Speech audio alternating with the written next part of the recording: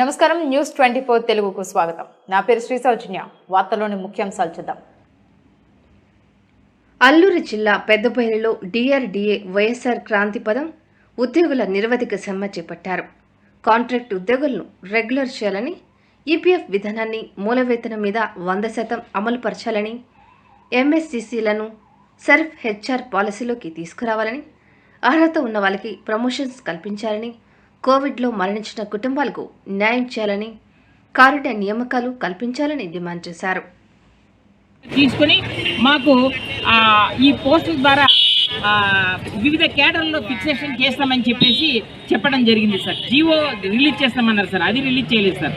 తర్వాత ఈపీఎఫ్ అమలు చేస్తామన్నారు. ఈపీఎఫ్ ఏంటంటే మాకు మూల వేతనం మీద 100% విధించాలి. మాకు మూల వేతనాన్ని 50% చేసి ఇస్తున్నారు సార్. మొత్తం దాని మీద మాకు ఈపీఎఫ్ కట్ చేయాలని అంటున్నాం సార్. తర్వాత ఎంఎస్సీసీలు అనే విధానం మాకు ఉంది సార్. ముఖ్యంగా ఎంఎస్సీసీలను సెల్ఫ్ హెచ్ఆర్ పాలసీలోకి పట్టుకొని రావాలి సార్. అది చేస్తామన్నారు. 12వ ఈసీ సమావేశంలో తీర్మానం చేశారు. అది ఇప్పుడు దాకా కూడా అమలు చేయలేదు సార్.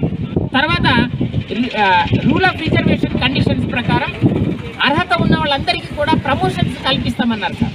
ఆ ప్రమోషన్స్ ఇప్పుడు దాకా కూడా కల్పించడం లేదు సార్. అలాగే మా సంస్థలో విధులు నిర్వహిస్తున్నటువంటి సిబ్బంది మొన్న కోవిడ్ వచ్చి చాలామంది మరణించడం జరిగింది సార్. వాళ్ళందరికీ కూడా ఉద్యోగాల్ని కారుణ్య నియామకాల ద్వారా నియమిస్తామన్నారు సార్. ఇప్పుడు దాకా నియమించడం లేదు సార్. అలాగే 60 సంవత్సరాలు ఉన్నటువంటి మా సర్వీసుల్ని 62 సంవత్సరాలకి పెంచుతామన్నారు సార్. అది కూడా మాకు చేయాలని చెప్పేసి కోరుకుంటున్నాం సార్.